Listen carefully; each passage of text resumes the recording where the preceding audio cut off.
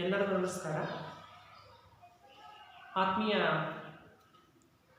SSLC ವಿದ್ಯಾರ್ಥಿಗಳೇ, ನನ್ನ ಹೆಸರು ಚನ್ನಬಸವೇಶ್ವರ KC, ಕನ್ನಡ ಭಾಷಾ ಶಿಕ್ಷಕರು, ಶ್ರೀ ರೇವಣಸಿದ್ದೇಶ್ವರ ಪ್ರೌಢಶಾಲೆ, ಕಡೂರು ತಾಲೂಕು, ಚಿಕ್ಕಮಗಳೂರು ಜಿಲ್ಲೆ. ಇಲ್ಲಿ ನಾನು ಕರ್ತವ್ಯವನ್ನು ನಿರ್ವಹಿಸ್ತಾ ಇದ್ದೇನೆ. ಇವತ್ತು ವಿದ್ಯಾರ್ಥಿಗಳೇ, ದ ರಾ ಬೇಂದ್ರೆ ಅವರು ರಚನೆ ಮಾಡಿರ್ತಕ್ಕಂಥ ಹಕ್ಕಿ ಆರತಿಗೆ ನೋಡಿದ್ದೀರಾ ಪದ್ಯ ಭಾಗವನ್ನು ನಾವು ಇವತ್ತು ನೋಡೋಣ. ಮೊದಲಿಗೆ ಕೃತಿಕಾರರ ಪರಿಚಯ. ಎಲ್ಲರೂ ಪಠ್ಯ ಪುಸ್ತಕವನ್ನು ತೆರೆಯಿರಿ. ಕೃತಿಕಾರರ ಪರಿಚಯ: ಅಂಬಿಕಾ ತನಯ ದತ್ತ.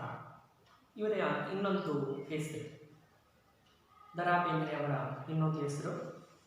ಈ ಕಾವ್ಯನಾಮದಿಂದ ಪ್ರಸಿದ್ಧಿಯನ್ನು ಹೊಂದಿರತಕ್ಕಂಥ ಯಾವ ಕಾವ್ಯನಾಮ? ಅಂಬಿಕಾ ತನಯ ದತ್ತ. ಈ ಕಾವ್ಯನಾಮದಿಂದ ಪ್ರಸಿದ್ಧಿಯನ್ನು ಹೊಂದಿರತಕ್ಕಂಥ ದತ್ತಾತ್ರೇಯ ರಾಮಚಂದ್ರ ಬೇಂದ್ರೆ, ದ ರಾ ಬೇಂದ್ರೆ ಇವರು ಕ್ರಿಸ್ತಶಕ 1896 ಜನಿಸ್ತಾರೆ. 1896ರಲ್ಲಿ ಜನಿಸ್ತಾರೆ. ಧಾರವಾಡದವರು. ಇವರು ಜನಿಸ್ತಾರೆ, ಧಾರವಾಡದಲ್ಲಿ ಜನಿಸ್ತಾರೆ. ಇವರು ಪ್ರೌಢಶಾಲೆಯ ಅಧ್ಯಾಪಕರಾಗ್ತಾರೆ. ಸೊಲ್ಲಾಪುರ ರಾಜಾರಾಮ್ ಕಾಲೇಜಿನಲ್ಲಿ ಕನ್ನಡ ಪ್ರಾಧ್ಯಾಪಕರು ಕೂಡ ಆಗಿ ಸೇವೆಯನ್ನು ಸಲ್ಲಿಸ್ತಾರೆ. ಧಾರವಾಡದ ಬಾನುಲಿ ಕೇಂದ್ರದ ಸಲಹೆಗಾರರಾಗಿಯೂ ಕೂಡ ಇವರು ಸೇವೆಯನ್ನು ಸಲ್ಲಿಸ್ತಾರೆ. ಇವರು ನವೋದಯ ಕವಿಗಳಲ್ಲಿ, ಸಾಹಿತ್ಯ ಪ್ರಕಾರಗಳಲ್ಲಿ ಹಲವಾರು ರೀತಿಯ ಕೃತಿಗಳನ್ನು ರಚನೆಯನ್ನು ಮಾಡಿದ್ದಾರೆ. ಇವರು ಹಲವಾರು ರೀತಿಯ ಕೃತಿಗಳು ಯಾವ್ಯಾವು ಅಂತಂದ್ರೆ, ರಚನೆ ಮಾಡಿದಂತಹ ಕೃತಿಗಳು ಗರಿ, ಕೃಷ್ಣಕುಮಾರಿ, ಉಯ್ಯಾಲೆ, ಸಖಿಗೀತ, ನಾದಲೀಲಿ, ಮೇಘದೂತ, ಗಂಗಾವತರಣ, ಸೂರ್ಯಪಾನ, ನಗೆಯ ಹೊಗೆ, ಸಾಹಿತ್ಯದ ವಿರಾಟ್ ಸ್ವರೂಪ, ಇನ್ನು ಹಲವಾರು ರೀತಿಯ ಕೃತಿಗಳನ್ನು ರಚನೆಯನ್ನು ಮಾಡಿದ್ದಾರೆ. ಇವರು ಕರ್ತೃ, ಮರಾಠಿ, ಇಂಗ್ಲಿಷ್ ಭಾಷೆ ಸೇರಿದಂತೆ ಹಲವಾರು ರೀತಿಯ ಭಾಷೆಗಳಲ್ಲಿ ಕೃತಿಗಳನ್ನು ರಚನೆ ಮಾಡಿದ್ದಾರೆ. ಕರ್ತೃ ಅಂತಂದರೆ ಕನ್ನಡ ಭಾಷೆಯಲ್ಲಾಗಿರ್ಬೋದು, ಮರಾಠಿಯಲ್ಲಾಗಿರ್ಬೋದು, ಉರ್ದುವಿನಲ್ಲಾಗಿರ್ಬೋದು, ಹಲವಾರು ರೀತಿಯ ಭಾಷೆಗಳಲ್ಲಿ ದ ರಾ ಬೇಂದ್ರೆಯವರು ಕೃತಿಗಳನ್ನು ರಚನೆ ಮಾಡಿದ್ದಾರೆ. ಇವರಿಗೆ ಅರುಳು ಮರಳು ಈ ಕೃತಿಗೆ ಕೇಂದ್ರ ಸಾಹಿತ್ಯ ಅಕಾಡೆಮಿ ಪ್ರಶಸ್ತಿಯು ಕೂಡ ದೊರಕಿದೆ. ಅರುಳು ಮರಳು ಅನ್ನುವಂತಹ ಕೃತಿಗೆ ಕೇಂದ್ರ ಸಾಹಿತ್ಯ ಅಕಾಡೆಮಿ ಪ್ರಶಸ್ತಿಯು ಕೂಡ ದೊರಕಿದೆ. ನಾಗುತಂತಿ ಈ ಕವನ ಸಂಕಲನಕ್ಕೆ ಜ್ಞಾನಪೀಠ ಪ್ರಶಸ್ತಿಯು ಕೂಡ ದೊರಕಿದೆ. ನಾಗುತಂತಿ ಎಂಬ ಕವನ ಸಂಕಲನಕ್ಕೆ ಜ್ಞಾನಪೀಠ ಪ್ರಶಸ್ತಿಯು ಕೂಡ ದೊರಕಿದೆ. ಆಮೇಲೆ ಭಾರತ ಸರ್ಕಾರ ಪದ್ಮಶ್ರೀ ಪ್ರಶಸ್ತಿಯನ್ನು ಕೂಡ ಕೊಟ್ಟು ಗೌರವವನ್ನು ಸಲ್ಲಿಸಿದೆ. ಇವರು 1943ರಲ್ಲಿ ಶಿವಮೊಗ್ಗದಲ್ಲಿ ನಡೆದಿರ್ತಕ್ಕಂಥ 27ನೇ ಕನ್ನಡ ಸಾಹಿತ್ಯ ಸಮ್ಮೇಳನದ ಅಧ್ಯಕ್ಷರಾಗಿದ್ದರು. ಶಿವಮೊಗ್ಗದಲ್ಲಿ ನಡೆದಿರ್ತಕ್ಕಂಥ 27ನೇ ಕನ್ನಡ ಸಾಹಿತ್ಯ ಸಮ್ಮೇಳನದ ಅಧ್ಯಕ್ಷತೆಯನ್ನು ದ ರಾ ಬೇಂದ್ರೆಯವರು ವಹಿಸಿದರು. ಈ ಪ್ರಸ್ತುತ ದ ರಾ ಬೇಂದ್ರೆ ರಚಿತ ಅಂದರೆ ದ ರಾ ಬೇಂದ್ರೆಯವರು ರಚನೆ ಮಾಡಿದಂಥ ಗರಿ ಕವನ ಸಂಕಲನದಿಂದ ಹಕ್ಕಿ ಆರತಿಗೆ ನೋಡಿದಿರಾ ಪದ್ಯ ಭಾಗವನ್ನು ಆಯ್ಕೆ ಮಾಡಲಾಗಿದೆ. ಯಾವ ಸಂಕಲನ? ಗರಿ ಕವನ ಸಂಕಲನದಿಂದ ಹಕ್ಕಿ ಆರುತ್ತಿದೆ ನೋಡಿದಿರಾ ಪದ್ಯ ಭಾಗವನ್ನು ಆಯ್ಕೆಯನ್ನು ಮಾಡಿಕೊಳ್ಳಲಾಗಿದೆ. ಮಕ್ಕಳೇ, ಈಗ ಈ ಪದ್ಯದ ಆಶಯ, ಈ ಪದ್ಯ ನಮಗೆ ಏನು ತಿಳಿಸ್ಕೊಡುತ್ತೆ, ಈ ಪದ್ಯದ ಮೌಲ್ಯ ಏನು ಅನ್ನೋದನ್ನು ನೋಡೋಣ. ಚಲನಶೀಲತೆ ಜೀವಂತಿಕೆಯ ಗುಣ. ಚಲನಶೀಲತೆ ನಾವು ಯಾವಾಗಲೂ ಕೂಡ ಏನು ಮಾಡ್ತೀವಿ ಅಂತಂದರೆ, ಸಾಕ್ತಾ ಇರುತ್ತೆ. ನಮ್ಮ ಜೀವನ ಅಂತಕ್ಕಂಥದ್ದು ಸಾಕ್ತಾ ಇರುತ್ತೆ. ಅದು ಒಂದು ಕಡೆ ನಿಂತ್ಕೊಳ್ಳೋದಿಲ್ಲ. ಅದು ಪ್ರತಿನಿತ್ಯನೂ ಕೂಡ ತನ್ನದೇ ಆಗಿರ್ತಕ್ಕಂಥ ಸ್ವರೂಪವನ್ನು ತಾಳಿ ಏನಾಗುತ್ತೆ, ಸಾಕ್ತಾ ಇರುತ್ತೆ. ನಿಸರ್ಗದ ಹೊಂದಾಣಿಕೆಯಲ್ಲಿ ಕಾಲ ಬರುತ್ತೆ. ನಿಸರ್ಗ ಅಂದರೆ ಈ ಪ್ರಕೃತಿಗೆ ಹೊಂದಾಣಿಕೆಯಾಗಿ ಏನಾಗುತ್ತೆ ಅಂದರೆ, ಕಾಲ ಅಂತಕ್ಕಂಥದ್ದು ಬದಲಾವಣೆಯನ್ನು ಹೋಗುತ್ತೆ. ಅದಕ್ಕೆ ತಡೆ ಎಂಬುದಿಲ್ಲ. ಈ ಕಾಲಕ್ಕೆ, ಸಮಯಕ್ಕೆ ತಡೆ ಅಂತಕ್ಕಂಥದ್ದಿಲ್ಲ. ಬೆಳಗ್ಗೆ ಆಗುತ್ತೆ, ಮಧ್ಯಾಹ್ನ ಆಗುತ್ತೆ, ರಾತ್ರಿ ಆಗುತ್ತೆ, ಮತ್ತೆ ಬೆಳಗ್ಗೆ ಆಗುತ್ತೆ, ಮಧ್ಯಾಹ್ನ ಆಗುತ್ತೆ, ರಾತ್ರಿ ಆಗುತ್ತೆ. ಅಂದರೆ ಈ ಕಾಲಕ್ಕೆ, ಸಮಯಕ್ಕೆ ತಡೆ ಅನ್ನುವಂಥದ್ದು ಇಲ್ಲ. ಎಂತಹ ಪ್ರಭಾವಶಾಲಿಯಾದ ಸರಿ ಈ ನಿಸರ್ಗದಲ್ಲಿ, ಈ ಪ್ರಕೃತಿಯಲ್ಲಿ ನಾವು ತಲೆಯನ್ನು ಬಾಗಲೇಬೇಕು. ಈ ಕಾಲಚಕ್ರದ ಅಡಿಯಲ್ಲಿ ನಾವು ತಲೆಯನ್ನು ಬಾಗಲೇಬೇಕಾಗತ್ತೆ. ಅಂದರೆ ಯಾವುದೇ ರೀತಿಯ ಕಟ್ಟುಪಾಡಿಲ್ಲ ಅದಕ್ಕೆ, ಪ್ರಕೃತಿಗೆ. ಅದು ಪ್ರತಿನಿತ್ಯನೂ ಕೂಡ ತನ್ನದೇ ಆಗಿರ್ತಕ್ಕಂಥ ಸ್ವರೂಪವನ್ನು ತಾಳಿ ಏನಾಗುತ್ತೆ, ಕಾಲ ಗತಿಸಿ ಹೋಗ್ತಾ ಇರುತ್ತೆ. ಆ ಪ್ರಕೃತಿಗೆ ವಿರುದ್ಧವಾಗಿ ನಾವು ಏನೂ ಕೂಡ ಮಾಡೋದಕ್ಕೆ ಸಾಧ್ಯ ಇಲ್ಲ. ನಾವು ಎಷ್ಟೇ ಪ್ರಭಾವಶಾಲಿ ಆಗಿರ್ಬೋದು, ಈ ಕಾಲಚಕ್ರದಲ್ಲಿ ನಾವೆಲ್ಲರೂ ಕೂಡ ಏನು ಮಾಡಬೇಕಾಗುತ್ತೆ, ತಲೆ ಬಾಗಲೇಬೇಕಾಗುತ್ತೆ. ಅರ್ಥ ಆಗ್ತಿದೆಯಾ ಮಕ್ಕಳೇ? ಆಯಾ ಕಾಲದಲ್ಲಿ ನಡೆದ ಪ್ರತಿಯೊಂದು ಘಟನೆಯು ಕಾಲ ಉಳಿದಂತೆ ಇತಿಹಾಸವಾಗ್ತಾ ಹೋಗುತ್ತೆ. ನೋಡಿ, ಇವತ್ತು ಬೆಳಿಗ್ಗೆ ನಡೆದಿದ್ದು ಇತಿಹಾಸ ಆಗುತ್ತೆ, ಯಾಕಂದರೆ ಕಾಲ ಉರುಳೋಗಿರುತ್ತೆ. ಇದು ಹಿಂದೆ ಅಂತ ನಾವು ಹೇಳ್ತೀವಿ. ಅದಕ್ಕೆ ಇತಿಹಾಸ ಅಂದರೆ ಗತಿಸಿ ಹೋದ ಘಟನೆಗಳ ಬಗ್ಗೆ ಅಧ್ಯಯನ ಮಾಡೋದೇ ಇತಿಹಾಸ. ಅಂದರೆ ಗತಿಸಿ ಹೋಗಿರ್ತಕ್ಕಂಥ, ಕಳೆದು ಹೋಗಿರುವಂತಹ ಘಟನೆಗಳ ಬಗ್ಗೆ ನಾವು ಪುನರ್ ಅಧ್ಯಯನವನ್ನು ಮಾಡ್ತಕ್ಕಂಥದ್ದು ಇತಿಹಾಸ ಅಂತ ಹೇಳ್ತೀವಿ. ಅದನ್ನು ಸಮೀಕರಿಸುವ ಬಗ್ಗೆ, ಆ ಇತಿಹಾಸವನ್ನು ಒಬ್ಬ ಮನುಷ್ಯ ಮತ್ತು ಒಂದು ಪಕ್ಷಿಗೆ ಇಲ್ಲಿ ಸಮೀಕರಿಸಿ, ಅಂದರೆ ಹೋಲಿಕೆಯನ್ನು ಮಾಡಿ ಇಲ್ಲಿ ಧರಾಬೇಂದ್ರೆಯವರಲ್ಲಿ ಕೊಟ್ಟಿರ್ತಕ್ಕಂಥದ್ದು. ಹಕ್ಕಿಯ ಹಾರುವಿಕೆ ಪ್ರಕೃತಿಯ ಸಹಜ ಕ್ರಿಯೆಯಲ್ಲಿ ಯುಗಗಳಿಗೆ ಕುರುಳಿ ಹೊಸತನಕ್ಕೆ ತೆಗೆದುಕೊಳ್ಳುವ ಸಂಕೇತವಾಗಿದೆ. ನೋಡಿ, ಒಂದು ಪಕ್ಷಿಯನ್ನ ಕಾಲದ ಸಂಕೇತಕ್ಕೆ ಏನು ಮಾಡಿದ್ದಾರೆ ಅಂತಂದ್ರೆ ಹೋಲಿಕೆಯನ್ನು ಮಾಡಿದ್ದಾರೆ. ಶುಕ್ರ, ಚಂದ್ರ, ಮಂಗಳ ಲೋಕ ಸಂಚಾರ ಕಾಲದ ಒಂದು ಭೌತಿಕ ಲಕ್ಷಣ. ನೋಡಿ, ಈ ಲಕ್ಷಣದಲ್ಲಿ ನಾವು ನೋಡ್ತೇವೆ ಹಲವಾರು ವಿಜ್ಞಾನಿಗಳು ಶುಕ್ರ ಆಗಿರ್ಬೋದು, ಮಂಗಳ ಆಗಿರ್ಬೋದು, ಬುಧ ಗ್ರಹ, ಈ ಗ್ರಹಗಳಿಗೆ ಏನು ಮಾಡ್ತಿದ್ದಾರೆ ಅಂದರೆ ಕಾಲನ ಇಡ್ತಾ ಇದ್ದಾರೆ. ಅಲ್ಲಿ ಯಾವ ರೀತಿ ಆ ಗ್ರಹಗಳು ಯಾವ ರೀತಿ ವರ್ತಿಸ್ತವೆ ಅನ್ನೋ ವೀಕ್ಷಣೆಯನ್ನು ಕೂಡ ಏನು ಮಾಡ್ತಿದ್ದಾರೆ ಈ ವಿಜ್ಞಾನಿಗಳು ಕಂಡುಹಿಡಿತಾ ಇದ್ದಾರೆ. ಬ್ರಿಟಿಷರ ಸಾಮ್ರಾಜ್ಯಶಾಹಿಯಿಂದ ಪಾರಾಗುವ ಸ್ವಾತಂತ್ರ್ಯ ಚಿಂತನದ ಕಲ್ಪನಾ ಪಕ್ಷಿಯ ಹೋರಾಟದ ಇನ್ನೊಂದು ಲಕ್ಷಣ. ಇದಲ್ಲದೆ ಮಂಗಳ ಲೋಕದ ಅಂಗಳಕ್ಕೆ ಮಾನವರು ಹೇರುವ ಸೂಚನೆಯನ್ನು ಸಾರಿದ ಗಮನವು ಇದಾಗಿದೆ ಎಂಬುದು ಗಮನಾರ್ಹ. ಅಂದರೆ ಒಬ್ಬ ಮನುಷ್ಯ ಯಾವ ರೀತಿಯಾಗಿ ಪ್ರಕೃತಿಯಲ್ಲಿ ಬದಲಾವಣೆಯನ್ನು ಮಾಡ್ತಾ ಇದ್ದಾನೆ, ಮನುಷ್ಯನ ಆಸೆ ಅಂತಕ್ಕಂಥದ್ದು ಯಾವ ರೀತಿ ಇದೆ, ಆ ಆಸೆ ಯಾವ ಮಟ್ಟಕ್ಕೆ ಪ್ರಕೃತಿಯ ವಿರುದ್ಧವಾಗಿ ಯಾವ ಮಟ್ಟಕ್ಕೆ ಕರೆದೊಯ್ತಾ ಇದೆ. ಗ್ರಹಗಳಿಗೂ ಕೂಡ ಹೋಗಿ ಆ ಮಂಗಳ ಲೋಕಗಳಿಗೂ ಕೂಡಿ ಆ ಮಂಗಳ ಲೋಕದ ಅಂಗಳಕ್ಕೆ ಮನುಷ್ಯನ ಕಾಲಿಡ್ತಾ ಇದ್ದಾನೆ ಅಂತಂದರೆ ಎಷ್ಟು ವಿಚಿತ್ರತೆಯಿಂದ ಕೂಡಿದೆ ಅಲ್ವಾ. ಅದೇ ರೀತಿ ಈ ಮಂಗಳ ಲೋಕದ ಅಂಗಳಕ್ಕೆ ಈ ಮಾನವ ಅಂತಕ್ಕಂಥ ಯಾವ ರೀತಿ ಕಾಲನ್ನು ಹಿಡ್ತಾನೆ ಅನ್ನೋದ್ರ ಬಗ್ಗೆ ಇಲ್ಲಿ ನಮಗೆ ಧರಾಬೇಂದ್ರೆಯವರು ಹಕ್ಕಿ ಹಾಡುತ್ತಿದೆ ನೋಡಿದ್ರ ಪಠ್ಯ ಭಾಗದಿಂದ, ಆ ಪದ್ಯದಿಂದ ಗೀತೆಯ ಮುಖಾಂತರ ನಮಗೆ ಮನುಷ್ಯನ ಮತ್ತು ಪ್ರಕೃತಿಗೆ ಇರತಕ್ಕಂಥ ಸಂಬಂಧವನ್ನು ಹಾರುವ ಹಕ್ಕಿಗೆ ಹೋಲಿಕೆ ಮಾಡಿ ನಮಗೆ ಕೊಟ್ಟಿರ್ತಕ್ಕಂಥದ್ದು ನಿದರ್ಶನವಾಗಿದೆ. ಪ್ರವೇಶ ಹಕ್ಕಿ ಹಾಕಿ ನೋಡಿದಿರ ಪದ್ಯಭಾಗ 2 ಧರಾಬೇಂದ್ರೆ. ನವೋದಯ ಕಾಲದ ಜನಪ್ರಿಯ ಪ್ರಕಾರಗಳಲ್ಲಿ ಭಾವಗೀತೆಗಳು ನೋಡಿ, ಹಲವಾರು ರೀತಿಯ ಗೀತೆಗಳನ್ನು ನಾವು ಕಾಣ್ತೀವಿ.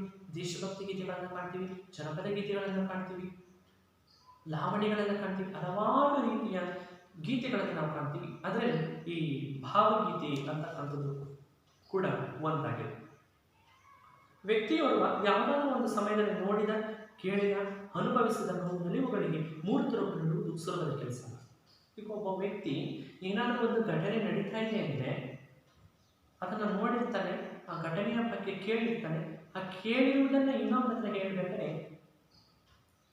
ಅವನ ಮಾತಿನ ಶೈಲಿ ಅಂತಕ್ಕಂಥದ್ದು ಬದಲಾವಣೆ ಆಗುತ್ತೆ. ಅದಕ್ಕೆ ಒಂದು ಮೂರ್ತ ರೂಪ, ಅದನ್ನು ಗದ್ಯ ರೂಪದಲ್ಲಿ ಹೇಳಬೇಕು, ಪದ್ಯ ರೂಪದಲ್ಲಿ ಹೇಳಬೇಕು ಅಂತಕ್ಕಂಥದ್ದು ಆಲೋಚನಾ ಶಕ್ತಿಯನ್ನು ಮಾಡಿ ನಾವು ಹೇಳಬೇಕಾಗುತ್ತೆ. ಪ್ರತಿಭಾವಂತರಿಂದ ಮಾತ್ರ ಆಗುವಂಥದ್ದು. ನೋಡಿ, ಇನ್ನೊಬ್ಬರ ಹತ್ರ ಹೇಳಬೇಕು ಅಂತಂದರೆ, ಅದಕ್ಕೊಂದು ಮೂರ್ತ ರೂಪವನ್ನು ಕೊಡಬೇಕು ಅಂತಂದರೆ ನಾವು ಪ್ರತಿಭಾವಂತರಿಂದ ಮಾತ್ರ ಆಗುವಂಥ ಕೆಲಸ ಆಗಿದೆ. ಪ್ರತಿಭಾನ್ವಿತ ವ್ಯಕ್ತಿಯ ಅನುಭವ ಭಾವತೀವ್ರತೆಯ ಜೊತೆಯಲ್ಲಿ ಗೇಯವನ್ನು ಒಳಗೊಂಡು ಅಭಿವ್ಯಕ್ತಿಯನ್ನು ಪಡೆದಾಗ ಅದು ಭಾವಗೀತೆಯಾಗುತ್ತದೆ. ಭಾವನೆಗಳನ್ನು ತುಂಬಿ ಹೇಳ್ತಕ್ಕಂಥದ್ದು ಭಾವಗೀತೆ. ಮನುಷ್ಯನಿಂದ ಆಗುವಂತಹ ಬದಲಾವಣೆಗಳನ್ನು ಕುರಿತು ಭಾವನೆಯ ಮೂಲಕ ವ್ಯಕ್ತಪಡಿಸ್ತಕ್ಕಂಥದ್ದು ಭಾವಗೀತೆಯಾಗಿರುತ್ತೆ. ಇಂತಹ ಭಾವಗೀತೆ ವೈಯಕ್ತಿಕ ನಿಲಯದ್ದು ಸಾರ್ವತ್ರಿಕ ಮನ್ನಣೆಯನ್ನು ಪಡೆಯುವಂತಿದ್ದರೆ ಭಾವಗೀತೆಯ ಸೊಗಸು ಮತ್ತಷ್ಟು ಹೆಚ್ಚುತ್ತಾ ಹೋಗುತ್ತೆ. ಅಂದರೆ ಸಾರ್ವಜನಿಕವಾಗಿ ಮನ್ನಣೆಯನ್ನು ಪಡೀತಾ ಹೋದರೆ ಈ ಭಾವಗೀತೆಗಳಿಗೆ ಹೆಚ್ಚು ಪ್ರಾಧಾನ್ಯತೆ ಅಂತಕ್ಕಂಥದ್ದು ಸಿಗುತ್ತದೆ. ಭಾವಗೀತೆ ಧ್ವನಿಪೂರ್ಣವಾಗಿದ್ದರೆ ಗೀತೆಯ ಸೌಂದರ್ಯಕ್ಕೆ ಮತ್ತಷ್ಟು ಬೆರಗು ಮೂಡುತ್ತದೆ. ಅಂದರೆ ಆ ಭಾವಗೀತೆಯನ್ನು ಅಂದರೆ ಮನದಾಳದ ಮಾತುಗಳನ್ನು ಗೀತೆಯ ಮೂಲಕ ಹೇಳೋದಾದರೆ ಅದನ್ನು ರಾಗಬದ್ಧವಾಗಿ ತಾಳಬದ್ಧವಾಗಿ ಹಾಡಿದಾಗ ಮಾತ್ರ ಅದಕ್ಕೆ ಒಂದು ಬೆಲೆ ಅಂತಕ್ಕಂಥದ್ದು ಇರುತ್ತೆ. ಇಂತಹ ಭಾವಗೀತೆಯನ್ನು ಈ ಪಠ್ಯಪುಸ್ತಕದಲ್ಲಿ ಧರಾಬೇಂದ್ರೆಯವರ ಪರಿಚಯವನ್ನು ಮಾಡಿಕೊಟ್ಟಿದ್ದಾರೆ ಮಕ್ಕಳೇ. ಇಷ್ಟ ಅರ್ಥ ಆಯ್ತಾನೆ ನೀವು? ಓಕೆ, ಈಗ ನಾನು ಪದ್ಯವನ್ನು ರಾಗಬದ್ಧವಾಗಿ ಹಾಡಲು ಹೇಳ್ತೀನಿ. ನೀವು ಅದನ್ನು ಮನೆಯಲ್ಲಿ ಕಂಠಪಾಠವನ್ನು ಮಾಡಿ ಮತ್ತು ರಾಗಬದ್ಧವಾಗಿ ಹಾಡುವಂತಹ ಕೆಲಸವನ್ನು ನೀವು ಮಾಡಬೇಕಾಗುತ್ತೆ. ಸರಿ ಮಕ್ಕಳೇ, ನೀವು ಪಠ್ಯಪುಸ್ತಕವನ್ನು ನೋಡ್ತಾ ಹೋಗಿ, ನಾನು ಪದ್ಯವನ್ನು ರಾಗಬದ್ಧವಾಗಿ ಹಾಡ್ತಾ ಹೋಗ್ತೀನಿ ಮಕ್ಕಳೇ. ಹಿರುಳಿರುಳಳಿದು ದಿನ ದಿನ ಬೆಳಗಿ ಸುತ್ತಮುತ್ತಲು ಮೇಲಕ್ಕೆ ಕೆಳಗಿ ಗಾವುದ ಗಾವುದ ಗಾವುದ ಮುಂದೆ ಎಳೆದೆರೆದಿಕ್ಕುವ ಹೊತ್ತಿನ ಹೊರಗೆ ಹಕ್ಕಿ ಹಾರುತ್ತಿದೆ ನೋಡಿದಿರಾ, ಹಕ್ಕಿ ಹಾರುತ್ತಿದೆ ನೋಡಿದಿರಾ. ಕರಿನೆರೆ ಬಣ್ಣದ ಪುಚ್ಚಗಳುಂಟು, ಬಿಳಿವಳೆ ಬಣ್ಣದ ಕರಿಕರಿಯುಂಟು, ಕೆನ್ನನ ಹೊನ್ನನ ಬಣ್ಣ ಬಣ್ಣಗಳ ರೆಕ್ಕೆಗಳೆರಡು ಪಕ್ಕದಲ್ಲುಂಟು.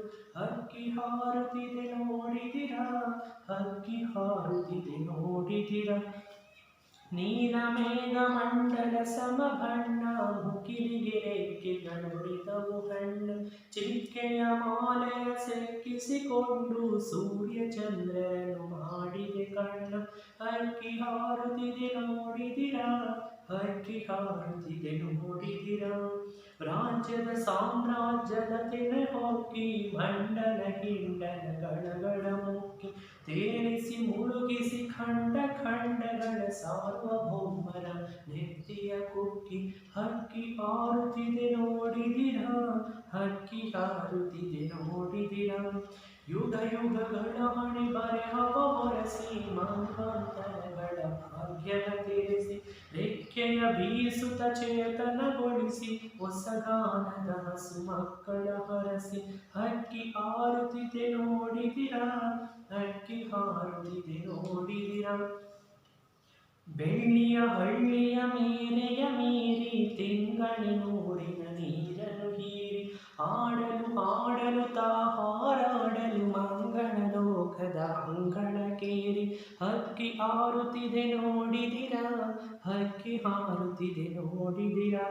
ಮುಟ್ಟಿದೆ ದಿಗ್ಮಂಡಲಗಳ ಹಂಚ, ಆಚೆಗೆ ಚಾಚಿದೆ ತನ್ನಯ ಚುಂಚ, ಬ್ರಹ್ಮಾಂಡಗಳನ್ನು ಒಡೆಯಲು ಎಂದು ಬಂದರು ಯಾರ ಹಾಕಿದ ವಂಚ. ಹಕ್ಕಿ ಹಾರುತ್ತಿದೆ ನೋಡಿದಿರಾ, ಹಕ್ಕಿ ಹಾರುತ್ತಿದೆ ನೋಡಿದಿರಾ. ಮಕ್ಕಳೇ, ಇದೇ ರೀತಿ ನೀವು ಕೂಡ ಮನೆಯಲ್ಲಿ ರಾಗಬದ್ಧವಾಗಿ ಹಾಡುವುದನ್ನು ಕಲಿಬೇಕು ಮಕ್ಕಳೇ. ಅರ್ಥ ಆಯ್ತಾ? ಈಗ ನಾವು ಪದ್ಯದ ಭಾವಾರ್ಥವನ್ನು ನೋಡ್ತಾ ಹೋಗೋಣ. ಈರುಳಿರು ನಳಿದು ದಿನ ದಿನ ಬೆಳಗ್ಗೆ, ಇರುಳು ಇರುಳು ಅಳಿದು ಅಂದರೆ ಕತ್ತಲೆಯೇ ಕಳೆದು, ದಿನ ದಿನ ಬೆಳಗ್ಗೆ ಪ್ರತಿನಿತ್ಯ ಬೆಳಗ್ಗೆ, ಸುತ್ತಲೂ ಮುತ್ತಲು ಮೇಲಕ್ಕೆ ಕೆಳಗೆ ಅಂದರೆ ಪಕ್ಷಿಗಳು ಏನು ಮಾಡ್ತವೆ, ಮನುಷ್ಯ ಹೇಳುವುದಕ್ಕಿಂತ ಮುಂಚಿತವಾಗಿಯೇ ಎದ್ದು ಏನು ಮಾಡ್ತವೆ, ತಮ್ಮ ಕಾರ್ಯಗಳನ್ನು ಪ್ರಾರಂಭವನ್ನು ಮಾಡ್ತಾ ಇರ್ತವೆ. ಅಂದರೆ ಸುತ್ತಲೂ ಮುತ್ತಲು ಮೇಲಕ್ಕೆ ಕೆಳಗೆ ಎಲ್ಲ ಕಡೆಯನ್ನು ನೋಡಿ ಅವೇನು ಮಾಡ್ತವೆ, ಚಿಲಿ ಚಿಲಿ ಚಿಲಿ ಚಿಲಿ ಅಂತ ಗೂಡಿನಿಂದ ಹೊರಗೆ ಬಂದು ಬರೀ ಹಾರಾಡ್ತಾ ಇರ್ತವೆ. ಯಾವುವು? ಹಕ್ಕಿಗಳು. ಗಾವುದ ಗಾವುದ ಗಾವುದ ಮುಂದೆ, ಗಾವುದ ಅಂದರೆ ಇಲ್ಲಿ ಇರುಳು ಅಂತಂದರೆ ಕತ್ತಲು,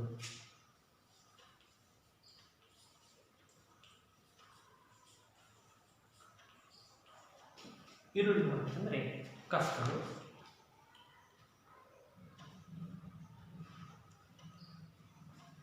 ಗಾವುದ, ಗಾವುದ ಅಂದರೆ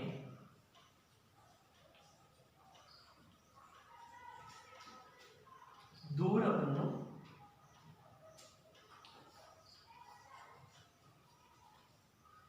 ಅಳೆಯುವ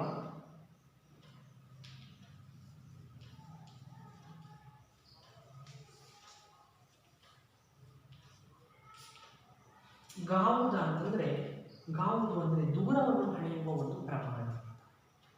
ಇರುಳು ಅಂತಂದರೆ ಕತ್ತಲು. ಕತ್ತಲು ಎಲ್ಲ ಅಳಿದು ಬೆಳಗಾದಾಗ ಹಕ್ಕಿ ಪಕ್ಷಿಗಳು, ಕೂಡಲಿರುವಂತಹ ಪಕ್ಷಿಗಳು ಬಂದು ಹೊರಗೆ ಬಂದು ಚಿಲಿ ಚಿಲಿ ಚಿಲಿ ಚಿಲಿ ಅಂತ ಹಾರಾಡ್ತಾ ಇರ್ತವೆ. ಯಾವ ಪಕ್ಷಿಗಳು. ಗಾವುದ ಗಾವುದ ಗಾವುದ ಮುಂದೆ ಅಂದರೆ ಆ ಪಕ್ಷಿಗಳು ಹಾರಾಡ್ತಾ ದೂರವನ್ನು ಅಳಿತಾ ಏನು ಮಾಡ್ತವೆ ಅಂತಂದರೆ ಆ ಬಾನಿನ ಎತ್ತರದಲ್ಲಿ ಮುಗಿಲಿನಲ್ಲಿ ಏನು ಮಾಡ್ತಾ ಇರ್ತವೆ ಅಂದರೆ ಹಾರಾಟವನ್ನು ಮಾಡ್ತಾ ಇರ್ತವೆ. ಎವೆತೆನೆ ದಿಕ್ಕುವ ಒತ್ತಿನ ಒಳಗೆ, ಎವೆ ಅಂತಂದರೆ ಕಣ್ಣರೆಪ್ಪೆ, ಎವೆ ಅಂದರೆ ಕಣ್ಣರೆಪ್ಪೆ, ನಾವು ಕಣ್ಣ ರೆಪ್ಪೆಯನ್ನು ಬಿಡುವುದರೊಳಗೆ ಅವು ಸ್ವಲ್ಪ ದೂರ ಏನಾಗಿರ್ತವೆ ಅಂದರೆ ಪಕ್ಷಿಗಳು ಚಲಿಸಿರ್ತವೆ. ಅದೇ ರೀತಿ ಈ ಮಾನವನ ಬುದ್ಧಿ ಅಂತಕ್ಕಂಥದ್ದು ಪಕ್ಷಿಗಿಂತಲೂ ವೇಗವಾಗಿ ಸಾಗ್ತಾ ಇರುತ್ತೆ. ಮನುಷ್ಯನ ಬುದ್ಧಿ ಅಂತಕ್ಕಂಥದ್ದು, ಬುದ್ಧಿಶಕ್ತಿ ಅಂತಕ್ಕಂಥದ್ದು ಏನಿದೆ, ಪಕ್ಷಿಗಿಂತಲೂ ವೇಗವಾಗಿ ಚಲಿಸ್ತಾ ಇರುತ್ತೆ. ಅಂತಹ ಹಕ್ಕಿಯನ್ನು, ಮನಸ್ಸು ಅನ್ನುವಂತಹ ಹಕ್ಕಿಯನ್ನು ಅಲ್ಲಿ ಹಾರಾಡ್ತಾ ಇರೋದನ್ನು ನೀವು ನೋಡಿದ್ದೀರಾ ಅಂತ ಹೇಳಿ ದ ರಾ ಬೇಂದ್ರೆಯವರು ಮನುಷ್ಯನ ಮನಸ್ಸಿಗೆ ಹೋಲಿಕೆ ಮಾಡಿ, ಪಕ್ಷಿಯನ್ನು ಮನುಷ್ಯನ ಮನಸ್ಥಿತಿಗೆ ಹೋಲಿಕೆ ಮಾಡಿ ಹೇಳ್ತಾ ಇದ್ದಾರೆ. ಅರ್ಥ ಆಯ್ತಲ್ವ ಮಕ್ಕಳೇ? ಮೊದಲನೇ ಪ್ಯಾರ. ನೀವು ಎರಡನೇ ಪ್ಯಾರವನ್ನು ನೋಡೋಣ. ಕರಿನೆಲೆ ಬಣ್ಣದ ಪುಚ್ಚಗಳುಂಟು. ಆ ಪಕ್ಷಿ ಎಂತಹ ಬಣ್ಣವನ್ನು ಹೊಂದಿದೆ? ಕರಿನೆಲೆ ಬಣ್ಣ, ಕರಿ ಅಂದರೆ ಕಪ್ಪು ಬಣ್ಣವನ್ನು ಹೊಂದಿದೆ.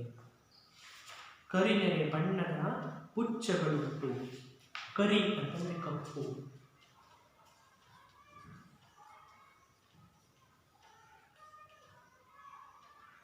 ನೆರೆ ಅಂದರೆ ಬಿಳಿ ಬಣ್ಣ. ಕಪ್ಪು ಮತ್ತು ಬಿಳಿ ಬಣ್ಣದ ಪುಚ್ಚಗಳನ್ನು ಮಕ್ಕಳೇ ಯಾವುವು?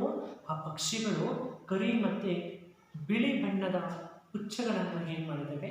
ಹೊಂದಿದ್ದಾವೆ. ಬಿಳಿ ಒಳ್ಳೆ ಬಣ್ಣದ ಗರಿ ಉಂಟು. ಬೆಳ್ಳಗೆ ಮತ್ತು ಹೊಳೆಯುತ್ತಿರುವ ಪುಚ್ಚಗಳು, ಗರಿಗಳು ಆ ಪಕ್ಷಿಗಳಲ್ಲಿ ಕಾಣುತ್ತಿವೆ. ಕೆನ್ನನ ಹೊನ್ನನ ಬಣ್ಣ ಬಣ್ಣಗಳ ರೆಕ್ಕೆಗಳೆರಡು ಪಕ್ಕದಲ್ಲುಂಟು. ಹಕ್ಕಿ ಹಾಡುತ್ತಿದೆ ನೋಡಿದಿರ. ಅಂದರೆ ಇಲ್ಲಿ ಕಪ್ಪಾಗಿರುವಂತಹ ಮತ್ತು ಬಿಳಿಯಾಗಿರುವಂತಹ ಬಣ್ಣಗಳನ್ನು ಹೊಂದಿರುವಂತಹ ಪಕ್ಷಿಗಳು ಮುಗಿಲಿನಲ್ಲಿ ಹಾರಾಡ್ತಾ ಇದ್ದಾವೆ. ಅದೇ ರೀತಿ ಮನುಷ್ಯನ ಬುದ್ಧಿ ಅಂತಕ್ಕಂಥದ್ದು ಒಂದು ಕಡೆ ಸ್ಥಿರ ಆಗಿರುತ್ತೆ, ಇನ್ನೊಂದು ಕಡೆ ಸ್ಥಿರ ಆಗಿರಲ್ಲ. ಅಂದರೆ ಇಲ್ಲಿ ಬುದ್ಧಿ ಚಂಚಲಗಳಿಗೆ ಹೋಲಿಕೆ ಮಾಡಿ ಹೇಳ್ತಾರೆ. ಮನುಷ್ಯನ ಸ್ಥಿತಿ ನೋಡಿದೆ, ಈಗ ಒಂದು ಬುದ್ಧಿ ಇತ್ತು ಅಂದರೆ ನಾವು ಕ್ಷಣಕ್ಕೊಂದೊಂದು ರೀತಿ ಬುದ್ಧಿ, ಅಂದರೆ ಅವನ ಬುದ್ಧಿಶಕ್ತಿ ಅಂತಕ್ಕಂಥದ್ದು ಕ್ಷಣಕ್ಕೂ ಕೂಡ ಏನಾಗ್ತಾ ಇರುತ್ತೆ? ಬದಲಾವಣೆ ಆಗ್ತಾ ಇರುತ್ತೆ. ಯಾವ ರೀತಿ ಹಕ್ಕಿಗಳಲ್ಲಿ ಹಲವಾರು ರೀತಿಯ ಬಣ್ಣಗಳನ್ನು ಹೊಂದಿರುವಂತಹ ಪುಕ್ಕಗಳನ್ನು ಹೊಂದಿರುವಂತಹ ಪಕ್ಷಿಗಳೇನಿದ್ದಾವೆ, ಅದೇ ರೀತಿ ಈ ಮನುಷ್ಯನ ಬುದ್ಧಿಶಕ್ತಿ ಅಂತಕ್ಕಂಥದ್ದು ಬಣ್ಣದ ಬುದ್ಧಿ ಇದ್ದಂಗೆ. ಅಂದರೆ ಈ ಕ್ಷಣ ಇದ್ದು ಇನ್ನೊಂದು ಕ್ಷಣಕ್ಕೆ ಇಲ್ಲಿ ಇರೋದಿಲ್ಲ. ಅಂತಹ ಬುದ್ಧಿಶಕ್ತಿಯನ್ನು ಹೊಂದಿರತಕ್ಕಂಥ ಮನುಷ್ಯ ಪಕ್ಷಿಗಳು ಅಲ್ಲಿ ಹಾರಾಡ್ತಾ ಇದ್ದಾವೆ. ಅವನನ್ನು ನೋಡಿದ್ದೀರಾ ಅಂತ ಹೇಳಿ ದ ರಾ ಬೇಂದ್ರೆಯವರು ಇಲ್ಲಿ ಹೇಳಿದ್ದಾರೆ. ಅರ್ಥ ಆಗ್ತಿದೆಯಲ್ಲ ಮಕ್ಕಳೇ? ನೀಲ ಮೇಘ ಮಂಡಲ ಸಮಬಣ್ಣ. ನೀಲ ಅಂತಂದರೆ ಮೋಡ,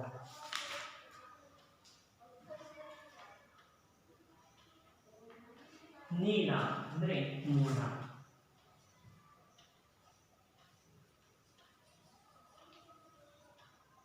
ಮೇಘ ಅಂದರೆ ಮುಗಿಲು.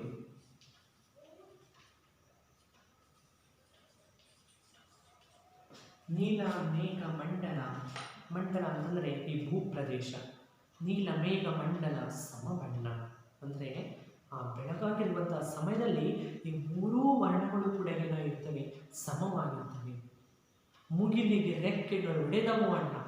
ಆ ಬೆಳಗಾಗಿರುವಂತಹ ಸಮಯದಲ್ಲಿ ಪಕ್ಷಿಗಳು ಮುಗಿಲಿಗೆ ರೆಕ್ಕೆಗಳು ತರುತ್ತವೇನೋ ಅನ್ನುವಂತಹ ರೀತಿಯಲ್ಲಿ ಮೇಲೆ ಹಾರಾಟವನ್ನು ಮಾಡ್ತಾ ಇರ್ತವೆ.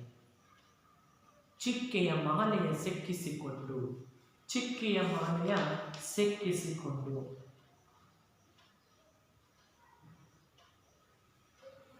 ಅಂದರೆ ಇಲ್ಲಿ ಬುದ್ಧಿಶಕ್ತಿ ಅಂತಕ್ಕಂಥದ್ದನ್ನು ಬಳಸಿ ಆ ಪಕ್ಷಿಗಳು ಏನು ಮಾಡ್ತಾ ಇದ್ದಾವೆ? ಆ ಮುಗಿಲ ಎತ್ತರದಲ್ಲಿ ಹಾರಾಟವನ್ನು ಮಾಡ್ತಿದ್ದಾವೆ. ಸೂರ್ಯ ಚಂದ್ರನನ್ನು ಮಾಡಿದೆ ಕಣ್ಣು. ಅಂದರೆ ಇಲ್ಲಿ ಮನುಷ್ಯನಿಗೆ ಪಕ್ಷಿಯನ್ನು ಹೋಲಿಕೆ ಮಾಡಿ ಹೇಳ್ತಾ ಇದ್ದಾರೆ. ಮನುಷ್ಯ ಇಡೀ ಸೂರ್ಯನನ್ನು ನೋಡಿ ಬಂದಿದ್ದಾನೇನೋ ಅನ್ನುವಂತಹ ರೀತಿಯಲ್ಲಿ, ಸಾಧನೆಯನ್ನು ಮಾಡಿದೆ ಅನ್ನೋ ರೀತಿಯಲ್ಲಿ ತಾನು ಹೊಗಳಿಕೆಯನ್ನು ಪಡ್ಕೊಳ್ತಾನೆ. ಅದೇ ರೀತಿ ಪಕ್ಷಿಗಳು ಯಾವ ರೀತಿ ಹಾರಾಡ್ತಾ ಇದ್ರೆ ಆ ಪಕ್ಷಿ ಆಕಾಶದಲ್ಲಿ ಇದೆಯಾ ಅನ್ನುವ ರೀತಿಯಲ್ಲಿ ನಮ್ಮ ಕಣ್ಣಿಗೆ ಕಾಣುತ್ತೆ. ಅದೇ ರೀತಿ ಈ ಮನುಷ್ಯನ ಬುದ್ಧಿಶಕ್ತಿಯನ್ನು ಅಷ್ಟೇ, ಅವನು ನಾನು ಮಂಗಳ ಲೋಕದ ಅಂದರೆ ಚಂದ್ರಲೋಕವನ್ನು ಕೂಡ ಕಂಡು ಬಂದಿದೆಯೋ ಅಂತಹ ರೀತಿಯಲ್ಲಿ ಅವನು ಹೊಗಳಿಕೆಯನ್ನು ಪಡ್ತಾ ಇದ್ದಾನೆ.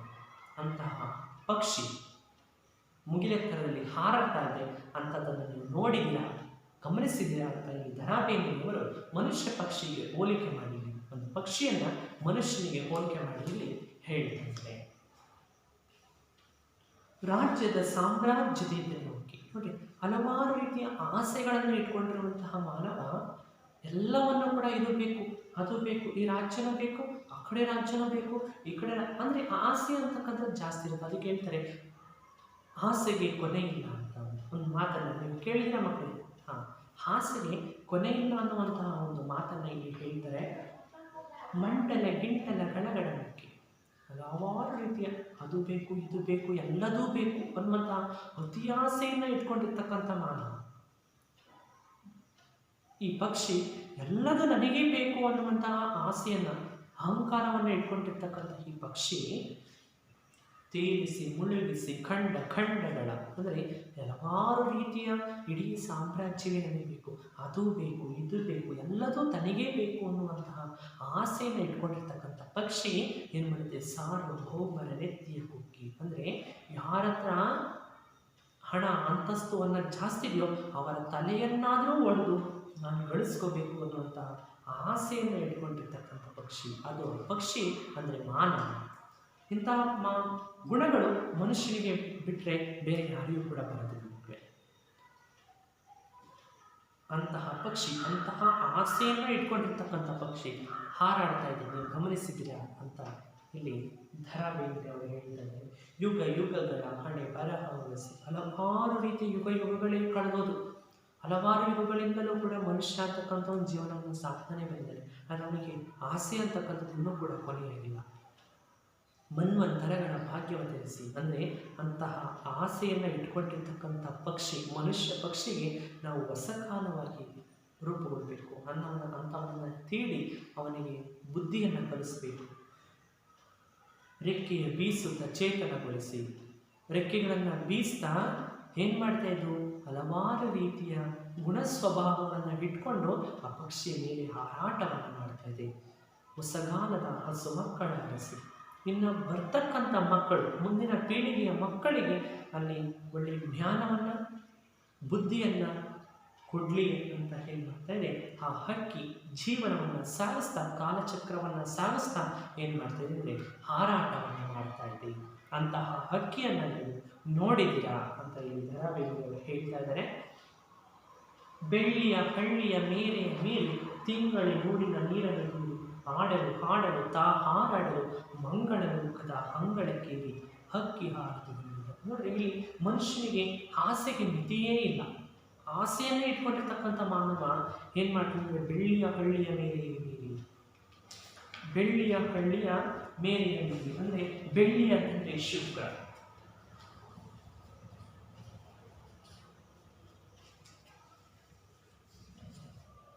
ಶುಕ್ರನನ್ನು ಕೂಡ ನೋಡಿದರೆ ಮನುಷ್ಯ ವಿಜ್ಞಾನಿ ಅಂತ ಏನು ಹೇಳ್ತೀವಿ, ಅವನು ಶುಕ್ರ ಗ್ರಹಕ್ಕೂ ಕೂಡ ಹೋಗಿ ಬಂದಿದ್ದಾನೆ.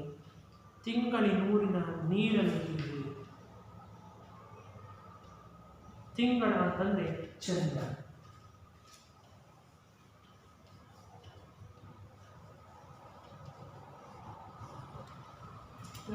ಶುಕ್ರ ಗ್ರಹವನ್ನು ಕೂಡ ನೋಡಿದ್ದಾರೆ, ಚಂದ್ರ ಮಂಡಲವನ್ನು ಕೂಡ ನೋಡಿದ್ದಾರೆ.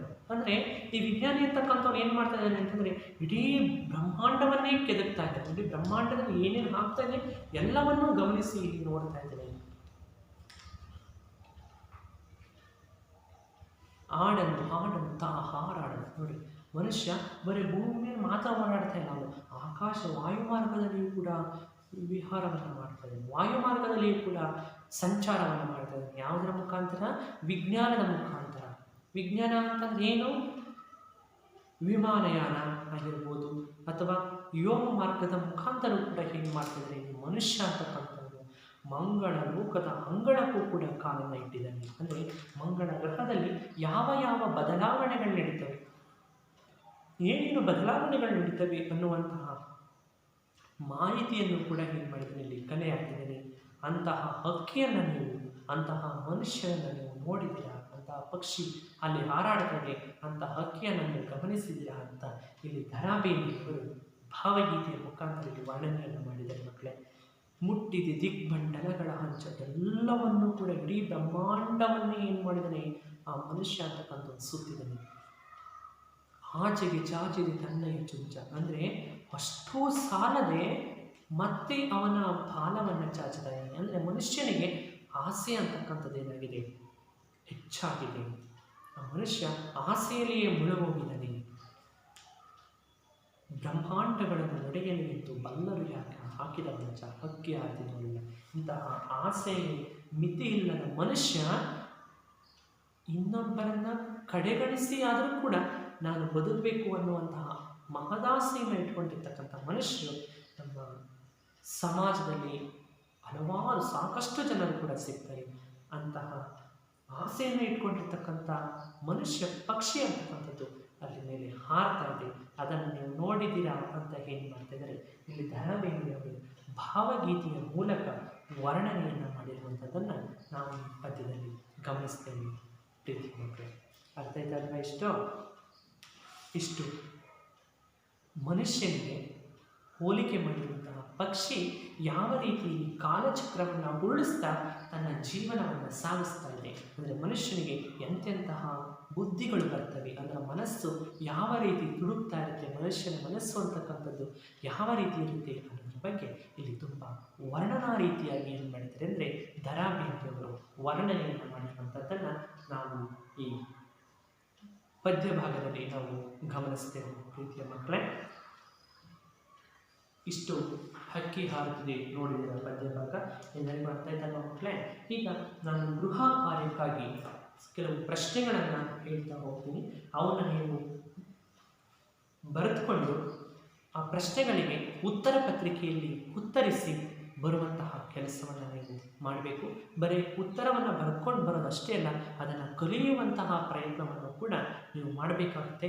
ನಾನು ಹೇಳುವಂತಹ ಪ್ರಶ್ನೆಗಳು 10ನೇ ತರಗತಿ ವಾರ್ಷಿಕ ಪರೀಕ್ಷೆಗೆ ಬಹುಮುಖ್ಯ ಸಂಭವನೀಯ ಪ್ರಶ್ನೆಗಳಾಗಿರ್ತವೆ.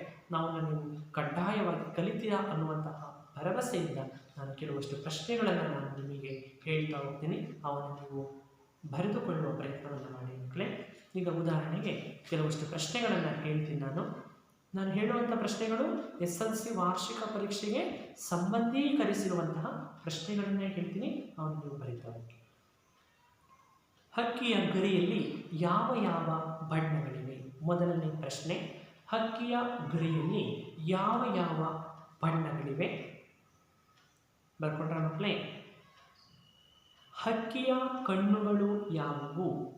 ಮತ್ತೊಮ್ಮೆ ಪ್ರಶ್ನೆ, ಹಕ್ಕಿಯ ಕಣ್ಣುಗಳು ಯಾವುವು?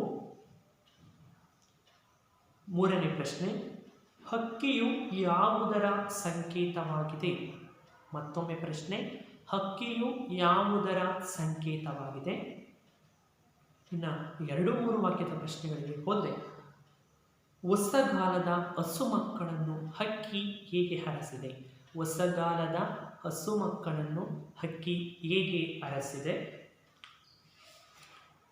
ಇನ್ನು ಸಂದರ್ಭದ ಪ್ರಶ್ನೆಗಳಿಗೆ ಹೋದರೆ, ಮೊದಲನೇ ಪ್ರಶ್ನೆ ಗಮನಿಸಿರಿ, ಸಾರ್ವಭೌಮರ ನೆತ್ತಿಯ ಕುಕ್ಕಿ. ಮಕ್ಕಳೇ, ಮತ್ತೊಮ್ಮೆ ಪ್ರಶ್ನೆ, ಸಾರ್ವಭೌಮರ ನೆತ್ತಿಯ ಕುಕ್ಕಿ. ಹೊಸಗಾಲದ ಹಸು ಮಕ್ಕಳ ಹರಸಿ. ಎರಡನೇ ಪ್ರಶ್ನೆ ಇದು, ಹೊಸಗಾಲದ ಹಸು ಮಕ್ಕಳ ಹರಸಿ. ಇನ್ನು ಕೊನೆಯ ಪ್ರಶ್ನೆ, ಮಂಗಳಲೋಕದ ಅಂಗಳಕೇರಿ. ಮತ್ತೊಮ್ಮೆ ಪ್ರಶ್ನೆ, ಮಂಗಳಲೋಕದ ಅಂಗಳಕೇರಿ. ಈ ಪ್ರಶ್ನೆಗಳಿಗೆ ಉತ್ತರವನ್ನು ಬರೆದುಕೊಂಡು, ಉತ್ತರ ಪತ್ರಿಕೆಯಲ್ಲಿ ಉತ್ತರವನ್ನು ಬರೆದುಕೊಂಡು ನೀವು ಅಭ್ಯಾಸ ಮಾಡುವಂಥ ಕಾರ್ಯವನ್ನು ನೀವು ಮಾಡಬೇಕು. ಅದೇ ರೀತಿ ಭಾಷಾ ಚಟುವಟಿಕೆಯಲ್ಲಿ 2 ಕಂಠಪಾಠ ಪದ್ಯಗಳನ್ನು ಕೊಟ್ಟಿದ್ದಾರೆ ಮಕ್ಕಳೇ. ಆ ಕಂಠಪಾಠ ಪದ್ಯ 2 ಪ್ಯಾರಾಗಳಲ್ಲಿ 1 ಕಂಠಪಾಠ ಪದ್ಯವನ್ನು ನೀವು ಕಡ್ಡಾಯವಾಗಿ ಕಲಿತರೆ ನಿಮಗೆ 4 ಅಂಕಗಳು ಖಂಡಿತವಾಗಿ ಸಿಗ್ತವೆ ಮಕ್ಕಳೇ.